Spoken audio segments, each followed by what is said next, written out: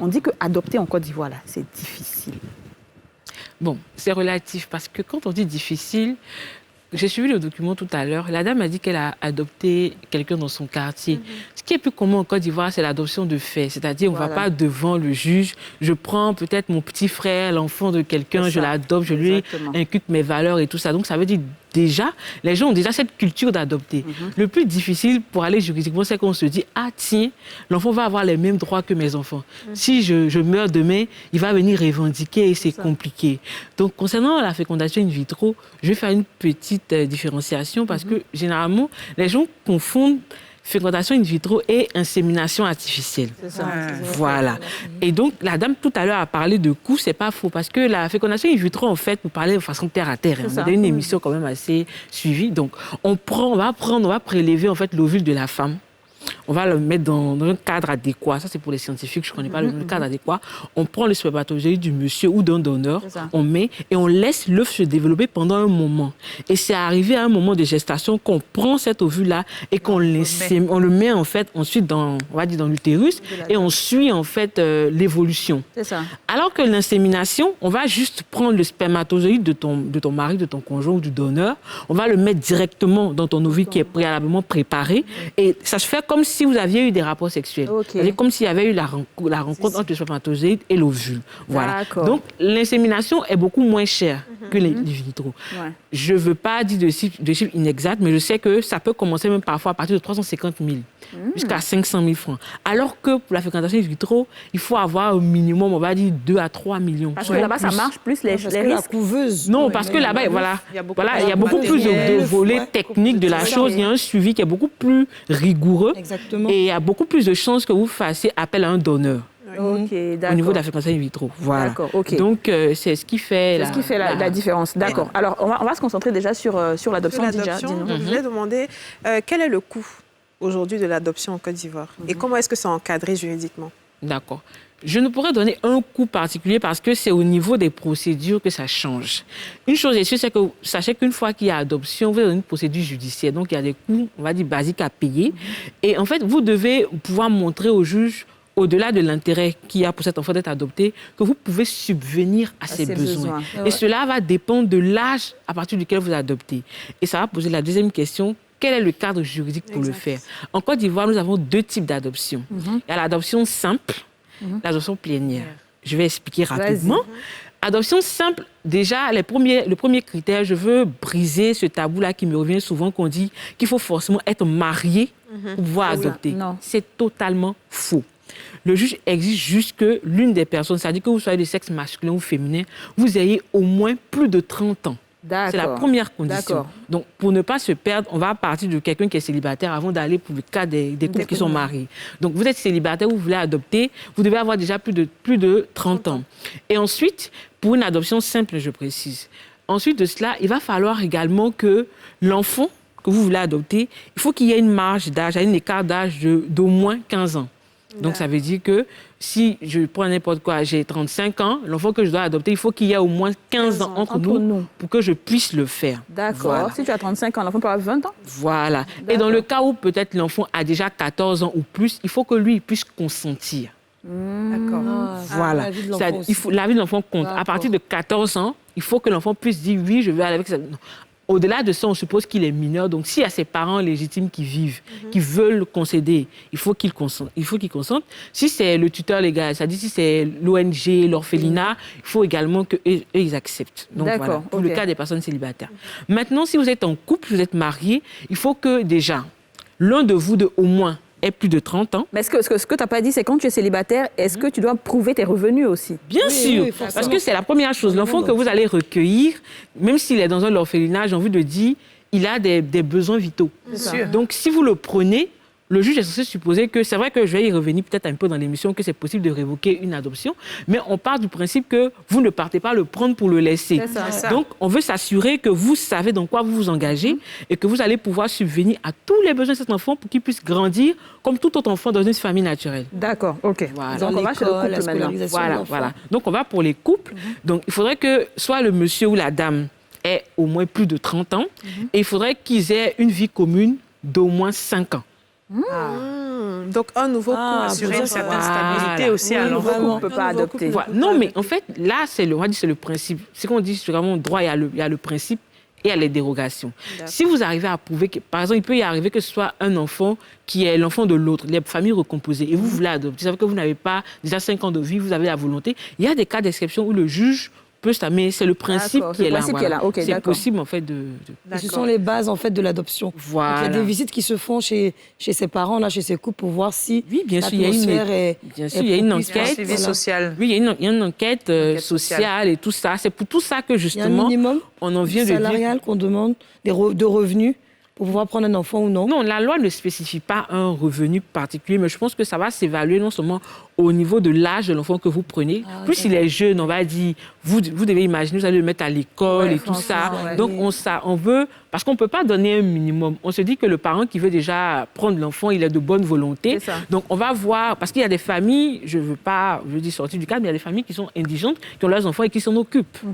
Voilà. Donc, on part du principe que vous pouvez ne pas être milliardaire, mais être un bon parent et pouvoir sûr. assumer les responsabilités de cet enfant. Et D'accord. l'adoption plénière, vous l'avez plus ou moins évoqué également. Hein. Voilà, donc je disais que pour l'adoption plénière, en fait, il faudrait qu'elle ait lieu, on va dire, la loi est spécifique dessus, au plus tard, c'est-à-dire entre 0 et 15 ans. Ok. Pourquoi cela? Parce que l'adoption plénière est irrévocable. Ok. C'est-à-dire qu'après, tu ne peux pas venir dire Voilà, non. tu ne peux plus venir dire que non, je ne veux plus de l'enfant, et ci et ça. C'est surtout pour cela. Alors que l'adoption simple, on peut la révoquer, mais encore, la loi fait une spécification, c'est qu'on ne peut pas la révoquer avant les 15 ans de l'enfant. C'est-à-dire, si l'enfant a 16 ans que vous ne voulez plus, vous pouvez. Et encore, il faudrait qu'il y ait de justes motifs. Parce D'accord. qu'un enfant, ça ne se marchande pas. Mais Ouais, c'est à partir ouais, de quel âge c'est qu'on bien, peut ça. adopter un enfant? Enfin, l'enfant doit avoir quel âge? De 0 jusqu'à, j'ai envie de dire, pour une adoption simple, de 0 jusqu'à, oh là là, je dis même quelqu'un de 30 ans, vous pouvez l'adopter. Wow. Ah bon? C'est bien Mais, ça. moi, ce que je veux demander, c'est que dans Moi, les je peux faits, là, adopter, dis déjà. dans les faits, il y a beaucoup de tantis, comme on dit, qui prennent les enfants et qui n'ont jamais utilisé, ils ne sont jamais allés à la justice, en fait, où l'enfant grandit, il a peut-être 15 ans, 16 ans. Si elle veut l'adopter, là, est-ce que c'est la même procédure dont on parle qu'elle l'adoption simple, pardon, ou est-ce que c'est une sorte de tutelle que cette personne devient une exerce sur administration, l'enfant? non? Comment on fait ça? Pour parler, elles peuvent passer d'abord par le volet de la tutelle. Ça, c'est le premier volet. Mais on est tuteur, mais on n'est pas parent. C'est ça. Voilà. On est tuteur, mais on n'est pas parent. Donc, l'idéal, si peut-être ces enfants-là, elles veulent réellement les prendre, on va dire, comme des enfants légitimes, c'est d'aller vers l'adoption. Et comme j'ai dit, il y a des circonstances atténuantes. C'est pour ça que j'ai dit qu'il y a le principe qui est là. Et ensuite, il y a la volonté du juge. Lorsque vous pouvez être dans le cas, je vais le spécifier, où vous avez recueilli l'enfant peut-être avant ses 15 ans. Mais vous n'avez pas pu faire l'adoption en bonne et due forme, peut-être parce que vous n'aviez pas l'âge requis, ou peut-être parce qu'il y avait certaines circonstances. Le juge peut analyser cette situation-là et vous accorder l'adoption plénière. C'est possible. Donc, il ne faudrait pas que ces personnes-là, automatiquement, se disent « Ah non, je ne peux plus. » Non. Mais je le dis parce que c'est le principe. Lorsque vous allez aller au tribunal, c'est les premières règles, en fait, qui vont évaluer. Et ensuite, si votre dossier est reçu, lorsque vous allez aller devant le juge, libre au juge maintenant de vous accorder ou pas, bien sûr, comme on l'a spécifié, après une enquête, après des vérifications. Ça, c'est l'adoption locale. Mais et si un étranger veut adopter un enfant ivoirien? C'est possible également. Mais, comme on va dire, c'est là, au-delà du simple juge, il y a ce qu'on appelle une autorité, en fait, qui est spécialisée pour ce qui est des adoptions à l'international. Cette autorité-là est rattachée au ministère de la Femme et de l'Enfant, ici en Côte d'Ivoire. D'accord. Donc, en plus de la procédure judiciaire que vous allez suivre, il y a ce suivi de cette autorité-là également, des enquêtes, de la formation également. J'ai eu la chance de faire une émission sur l'adoption, dans une autre émission où j'ai eu à rencontrer un responsable, c'est-à-dire le responsable de cette cellule-là, qui a dit en fait, voilà comment il procédait et qu'il ne faudrait pas que d'office les gens se disent que quand je viens en Afrique, il y a des enfants indigents, je les prends et je pars. Oui, il y a vraiment un suivi. Ok. Et c'est pour ça qu'on trouve que l'adoption dure. Mais justement, j'allais demander, c'est quel est le Des processus? parents C'est qui combien de donnent. temps ça prend? Si, par exemple, aujourd'hui, tu manifestes l'envie d'adopter un enfant, jusqu'à combien de temps est-ce que cet enfant-là viendra? En principe, on va dire en principe, c'est censé être au moins 18 mois. D'accord. Au moins Ouais, 18 mois. calme, Ok, non? au moins Voilà. que Mais ça ça va peut au-delà. arriver que ça aille au-delà. De là, ouais. D'accord. Et vu que c'est une affaire, on va dire, très délicate, on ne fait pas cela à la hâte. Avant même que vous adoptiez en bonne et due forme l'enfant, on vous habitue à l'enfant. Même les orphelinats le font. Vous pouvez aller rendre visite à l'enfant. Vous avez des moments pour commencer à vous habituer jusqu'au jour où le jugement est rendu. Et vous avez maintenant l'aptitude de prendre l'enfant et de l'emmener chez vous et de refaire l'extrait. Comment se fait le contact? Est-ce que dans un premier temps, on va à l'orphelinat, on choisit l'enfant avant d'aller voir le juge ou comment est-ce qu'on procède? Oui, bien sûr, parce On que va choisir, l'enfant oui. que vous allez adopter, si c'est à l'orphelinat, bien sûr, vous devez y aller. Vous posez votre volonté de vouloir adopter l'enfant. Ils vont évaluer, vous donner tout ce qu'il y a comme information, tout. Vous consentez. Eux, maintenant, ils vont transmettre le dossier, vous dire, il vous faut l'aval et l'accord de la pouponnière ou de l'orphelinat. d'accord. Parce que eux, comme je l'ai dit tout à l'heure, si les parents sont en vie, à défaut de parents, ce sont les tuteurs. Donc, il faut qu'ils acceptent que cet enfant-là soit adopté. Alors, D'accord. Il y a des cas aussi où les gens viennent de l'Europe, ils viennent ici, ils prennent un enfant, parce que ça peut être l'enfant d'une amie, ils veulent l'aider à aller plus loin dans ses études. Bon, écoute, comme ta situation est difficile, je l'adopte, mais il y a juste l'attestation parentale, un petit Délégation d'autorité oui, parentale. de sortie, tout simplement, et la dame prend l'enfant, elle s'en va. À ce moment-là, c'est vrai que l'enfant ne portera sûrement pas son nom, à moins qu'arrivé en Europe, elle déclare que c'est son enfant. Et ça, encore maintenant, il y a les tests d'ADN, c'est très compliqué. Ouais. Mais est-ce que, dans ce cas-là, la femme peut réclamer un droit sur l'enfant? Parce qu'elle a pris l'enfant, elle a déjà l'autorisation des parents. Est-ce qu'elle peut dire c'est mon enfant parce qu'elle s'en occupe totalement? Non, c'est La particularité de la délégation d'autorité parentale, c'est qu'elle est provisoire. D'accord. Et généralement, je dis que c'est comme une étape préparatoire avant l'adoption.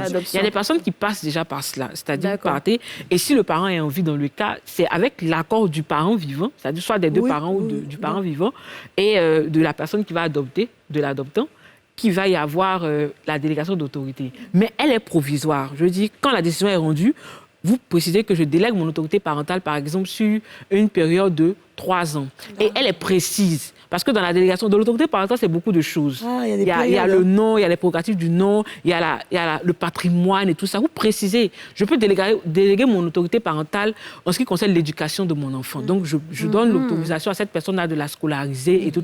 Mais pas, par exemple, en ce qui concerne sa santé. Je peux préciser il doit y avoir une Quand opération. tu ne dis rien du tout. Parce qu'on se souvient de cette affaire d'Angelina Jolie, où elle a adopté les enfants en Éthiopie. Oui, et non, puis ça- maintenant, 10 ans, 15 ans plus tard, 20 ans plus tard, la maman vient pour dire elle veut voir ses enfants, elle veut... Alors que c'était censé être une adoption en bonne et due forme. quoi. Plénière. Là, j'ai pas vraiment suivi l'affaire, je vais Ouais. être honnête. Mais une chose est sûre, c'est que quand il s'agit de délégation d'autorité parentale, si c'est de cela qu'on parle, le juge, en tout cas pour le peu que moi j'ai vu, j'ai suivi pour ma petite expérience, 2 délégations, le juge essaie au maximum de rentrer dans tous les détails. Oui, bien Ouais. sûr. Pour protéger tant l'enfant que le parent qui délègue. Ouais. Parce que souvent, les gens le font parce qu'ils sont dans des situations compliquées. Voilà, il y a ma c'est sœur ça. qui est là, C'est peut-être ça. qui vit à l'étranger. Il faut qu'on lui délègue pour qu'elle puisse partir avec l'enfant, lui Ou bien donner tu tout. te dis Mais que je je ne veux que- renonce pas. Je veux Le que fait mon de enfant ait déléguer... un bel avenir. C'est ça, Voilà. Moi, franchement, si Angelina Jolie me dit je veux prendre, je dis, il n'y a pas de problème. Je dis, ok. Puis après, maintenant, c'est quand tu réfléchis, tu te dis, ah, mais pourquoi dans son finalement cas, j'ai la pas maman fait? avait quand même donné l'autorisation C'est parce ça. que l'enfant puisse partir. Parce que quand tu prends un enfant dans un orphelinat, il y a un dossier. Le Voilà. dossier de l'enfant qu'on peut ouvrir. Et il y a les parents. Les parents, comment ils sont partis, si l'enfant est né, les parents sont nés, la mère peut être morte à la naissance de l'enfant, ou elle a laissé l'enfant. Vous savez, il y a la petite case où on dépose l'enfant. Donc tout est précis. Et quand la mère autorise que l'enfant reste à l'orphelinat, mais dans le cas, ce qu'elle est en train d'expliquer, ce qui m'intéresse, c'est que vous dites que quand on délègue, on peut dire 3 ans. Tu vas Oui, faire tu 3 donnes le ans nombre l'enfant en d'années. France ou Oui, bien ailleurs. tu ou précises 4 ans. en fait le nombre d'années. Ça peut aller Et au-delà, non? Peu Ça peut importe. aller au-delà, mais c'est juste pour préciser que pour l'adoption, par exemple, Non, tout ce que tu fais, c'est tu cadeau. ne dis pas j'adopte Arrivé aux l'enfant. parents. Mais Ah non, si- ça- Quand on adopte un enfant, par exemple, on ne dit pas je l'adopte pour 2 ans. 2 ans. Ouais, c'est ça. C'est pour ça que j'ai précisé, c'est la subtilité. C'est pour ça que je dis souvent, dans la pratique, que c'est l'acte préparatoire à une adoption. Pour les personnes peut-être qui sont résistantes, on peut commencer par ça, par une délégation d'autorité parentale. Tu t'habitues, tu vois, et tout. Ça peut fonctionner comme ça peut ne pas fonctionner. Et je veux Exactement. préciser que ce n'est pas parce qu'on délègue l'autorité parentale à quelqu'un qu'on renonce à son oui. enfant. Ce n'est pas une C'est adoption. pour ça qu'il y a des gens qui sont on des peut rompre marraines, cette des autorité-là marraines à dans les n'importe orphelinats. quel moment, selon si le parent estime que l'enfant on ne s'occupe pas bien de lui. Voilà. Le parent peut Voilà, décider le parent de- peut de- décider de Après, révoquer, c'est méchant. retourner vers le juge. Oui, Parce qu'il y a des conditions, comme j'ai dit. C'est pour ça que j'ai dit que pour le peu que j'ai pu voir, le juge essaye vraiment de rentrer dans tous les détails pour protéger au C'est pour maximum. ça qu'on dit que c'est l'enfant. difficile. Mais, en fait. mais voilà. et quand, par exemple, d'un commun accord, les parents décident de donner l'enfant en adoption, est-ce qu'ils peuvent revenir sur leur décision? Ou est-ce qu'on leur donne le choix de dire, bon, voici l'adoption simple, dans quelques années, vous pouvez venir dire, non, je veux récupérer mon enfant finalement? Ou est-ce comment est-ce que ça se passe? Non, parce que c'est pour cela que j'ai précisé, j'ai voulu définir parce que normalement, quand vous allez au tribunal, que vous êtes normalement, le greffier doit vous expliquer cela. Mais tout le monde n'est pas forcément aguerri. Oui. Voilà. C'est pour ça que j'ai précisé que si vous doutez, commencez par une délégation d'autorité. C'est ça. parentale. Juste parce que quelque temps. l'adoption simple, lorsque on va vous demander l'autorisation, quand on dit donner le consentement, le texte précise un consentement éclairé et sans vice, c'est-à-dire exempté de tout vice. C'est-à-dire qu'on ne doit pas vous mettre une pression pour de l'argent. Vous ne devez pas le faire parce que c'est vrai que vous avez une situation indigente aujourd'hui, mais il faut penser à l'avenir. C'est ça, à demain. Et donc, dans ce cas-là, le mieux serait que vous ayez pour une adoption simple. Mais vous n'allez pas révoquer l'adoption simple juste parce qu'aujourd'hui, vous avez les moyens. Non, parce que vous avez décidé de donner l'adoption de votre enfant, pensant que le parent-ci aurait les meilleurs atouts pour son éducation. Alors